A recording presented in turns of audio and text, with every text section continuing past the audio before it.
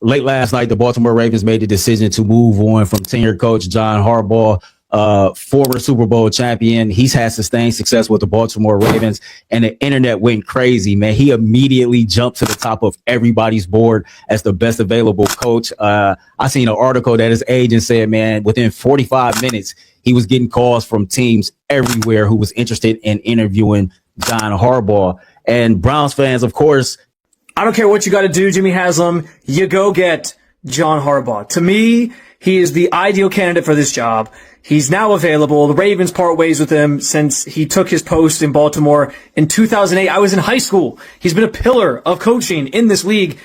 Time ran out on him in Baltimore. It was time to move on, time for a change. I get it. They chose Lamar Jackson over John Harbaugh. But I'm telling you right now, John Harbaugh is the coach that I think can get the Cleveland Browns back on track. There's a Cleveland connection there. His family is from Cleveland. His brother, I think on his first date with his wife, or their honeymoon, after they got married, Jim Harbaugh. Late last night, the Baltimore Ravens made the decision to move on from tenure coach John Harbaugh. What happened in the last 48 hours has completely changed the entire landscape of the Cleveland Browns coaching search. And if you're not paying attention, you're about to miss the biggest story of this offseason.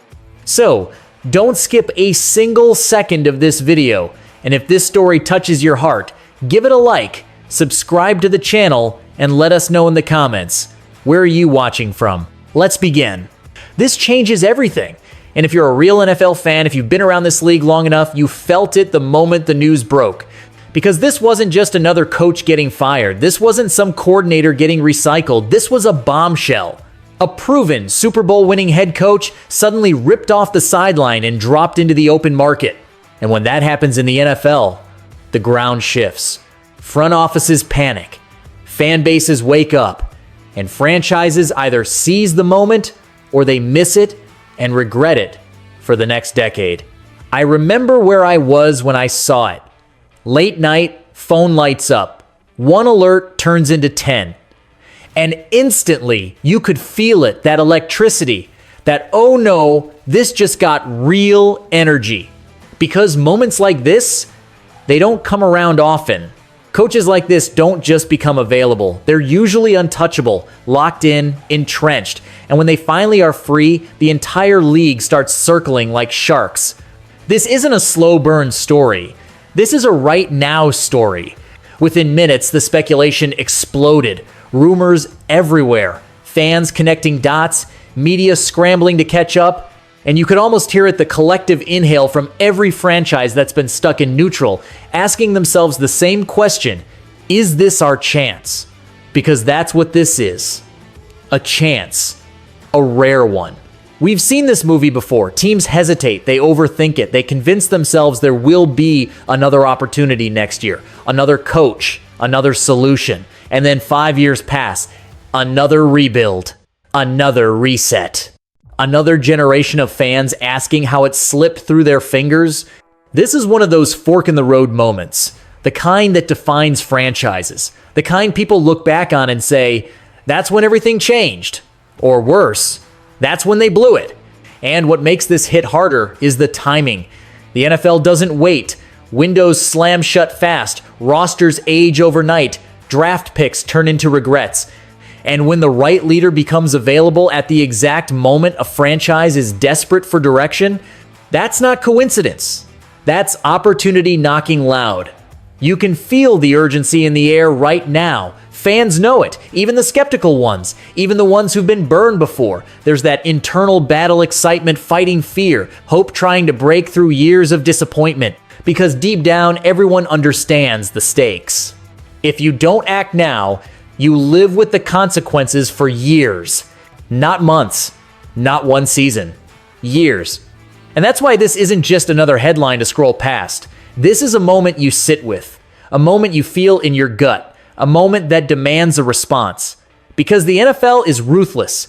It rewards bold decisions and punishes hesitation every single time. Right now, everything feels possible. And that's dangerous and powerful. Because what comes next will tell us everything about who's serious, who's scared, and who's willing to bet on themselves when it matters most. And trust me, the decisions that follow this moment are going to echo for a long, long time. Let's be honest about where things stand right now, because this is where the conversation gets uncomfortable, but it also gets real. This team isn't some hopeless bottom feeder. It's not a complete teardown, and that's what makes this moment so tense. Because when you really look at the roster, when you strip away the noise and the excuses, you see potential everywhere and uncertainty just as loud. There's talent here. Real talent. Young pieces that can play. A defense that at times looks fast, aggressive, and borderline dominant. Guys who pop on tape. Guys who make you think, okay, there's something here. This isn't one of those situations where you're squinting, trying to convince yourself the future is bright. You can see it, you can feel it, but then you hit the questions. And they hit hard. Who's actually leading this thing? What's the plan at quarterback, not for one season, but for the next 5 years? And does anyone in charge really feel secure enough to make the bold call this moment demands? Because right now, the public narrative and the fan reality are two very different things. Nationally, it's the same old story. Dysfunction, chaos. They'll mess it up anyway. You've heard it. We all have. The jokes, the doubt, the eye rolls whenever this franchise comes up on TV. But fans know better. Fans know this team is closer than people want to admit. Close enough that the wrong decision could send it spiraling, and the right one could flip everything. That's the pressure. That's the weight sitting on this front office right now. And it starts with the quarterback. Because it always does. There's no clarity there, no stability, just a mix of hope, skepticism, and the lingering feeling that the answer isn't currently in the building. You can't build confidence when every snap feels temporary. You can't sell belief when everyone knows the position that matters most is still unsettled. We've seen this before. Teams trying to win without certainty under center. Think about all the almost years. The wasted defenses, the rosters that aged out before the quarterback situation ever got solved. That's the fear creeping in right now. And then there's the coaching situation. Instability. Rumors, whispers, short timelines, everyone feeling evaluated. When that happens, safe decisions start to feel tempting. And safe decisions are how you stay stuck. The front office knows it. Ownership knows it. Fans definitely know it. This isn't about patchwork fixes anymore. This is about direction, identity, deciding what kind of franchise this is actually going to be. Because here's the truth, this team is good enough to matter, but fragile enough to fall apart. One strong decision away from relevance. One weak decision away from another reset. And that's why the status quo isn't acceptable anymore. Running it back without conviction isn't good enough. Hoping things magically stabilize isn't a plan. This moment demands clarity. It demands leadership. It demands someone willing to grab the wheel and say, this is where we're going. Anything less. And all that talent, all that potential, all that patience from the fans, it starts to crack. And once that happens, there's no going back. I know what some of you are thinking right now. I can hear it before you even say it out loud. I've seen this movie before. Big name, big hype, big promises. And somehow, it still ends the same way: disappointment, finger pointing, and another reset nobody asked for. That fear is real. And honestly, it didn't come out of nowhere. This fan base has been conditioned to brace for impact. Every time hope creeps in, history taps us on the shoulder and says, don't get comfortable. We've watched splashy moves turn into cautionary tales. We've watched timelines collapse. We've watched patience get punished. So when a massive name enters the conversation, the first reaction isn't excitement, it's skepticism. National media doesn't help either. They're already lining up the talking points. Too old, too expensive, too risky. They'll tell you chasing a proven coach is desperation, that it's nostalgia, that it's trying to shortcut a rebuild instead of doing it the right way. You've heard it all before. And even inside the fan base, there's division. Some people want the clean slate, the young coordinator, the mystery box, because mystery feels safer. If it fails, you can say, well, it was a risk. When a proven guy fails, That one hurts differently. So let's say it plainly. The doubts aren't crazy. There are real questions here. Age matters in this league. Timing matters. Financial commitment matters. You don't hand out massive contracts without consequences. And yeah, chasing a big name doesn't guarantee anything. There are no sure things in the NFL. If there were, half the league wouldn't be rebuilding every 3 years. But here's where fear starts to become dangerous. Fear tells you to wait. Fear tells you there will be another chance. Fear tells you playing it safe is smarter than swinging big. And fear has a track record in this league. It leads to missed opportunities and endless rebuilds. We've seen this before. Teams that hesitated while others acted. Teams that passed on experience because they were afraid of committing. Teams that stayed stuck because they were more worried about being wrong than being bold. And that's the line this franchise is standing on right now. Because the alternative to risk isn't safety. It's stagnation. It's another cycle of almost. Another year of explaining why the plan just needs more time. Another roster wasting away while everyone waits for the perfect moment that never comes. This isn't about ignoring the doubts. It's about not letting them run the show.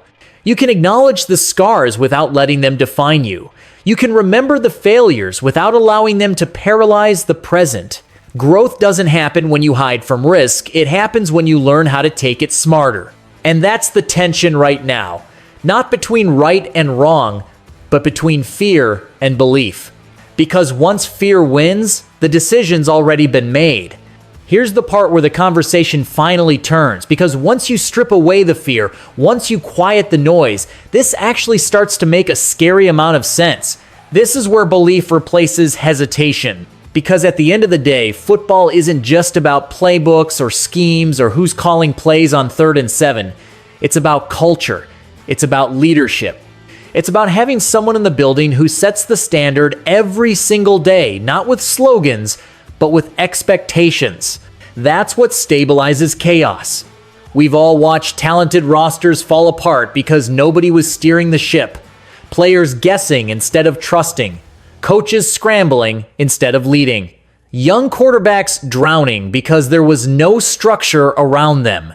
And then we've seen the opposite teams that don't always have the flashiest talent, but they win anyway because everyone knows exactly who they are. That doesn't happen by accident. That's what proven leadership gives you.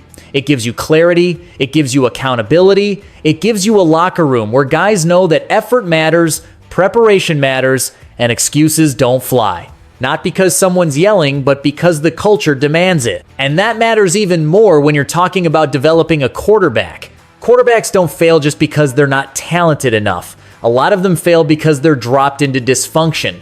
Bad messaging, constant change, new voices every year, no protection, no patience. We've seen it over and over again. Think about how many young quarterbacks looked lost early, then flourished once the environment stabilized. We've seen this before. Think Jalen Hurts. Think Josh Allen. Think even Lamar early in his career. Growth didn't come from magic.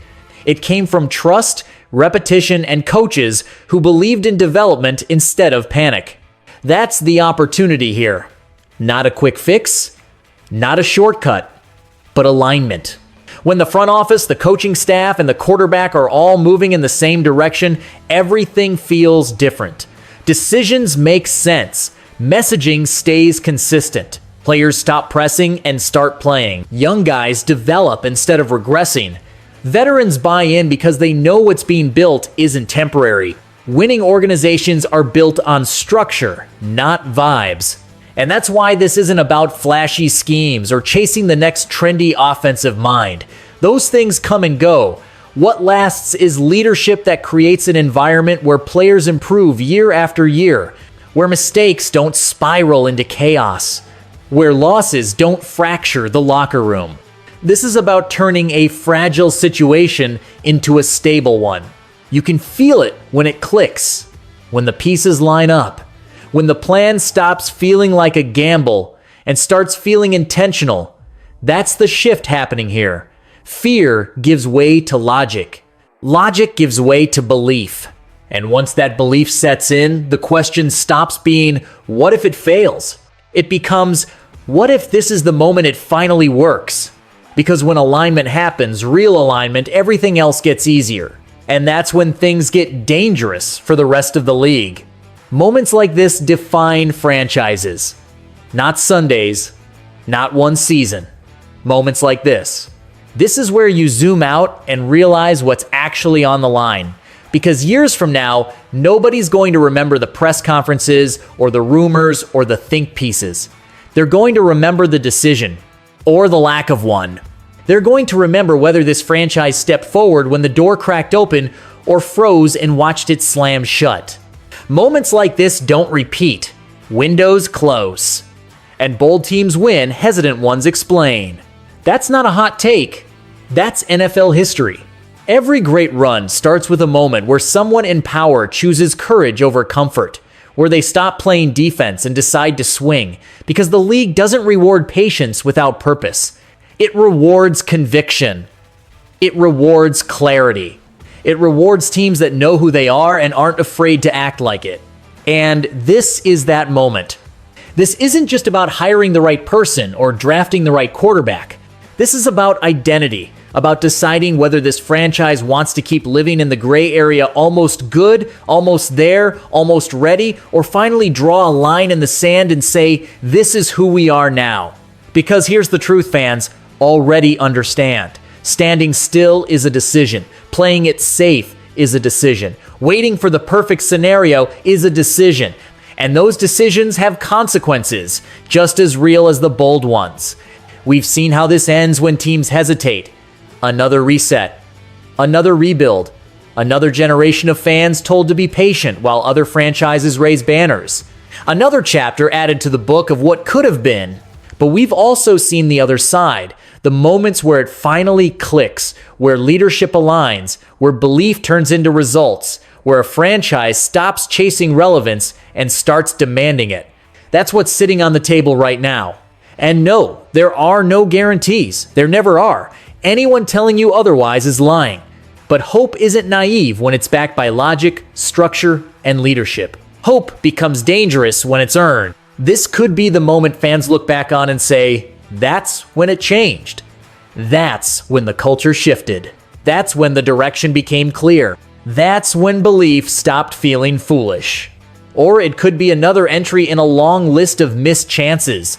Another reminder that windows don't wait for anyone. So this is the challenge to ownership, to the front office, to everyone with a say in the future. Don't overthink it. Don't get cute. Don't let fear dress itself up as wisdom. Be bold. Be intentional. Be decisive. Because franchises aren't remembered for the risks they avoided, they're remembered for the moments they embraced when it mattered most. And right now, this is one of those moments.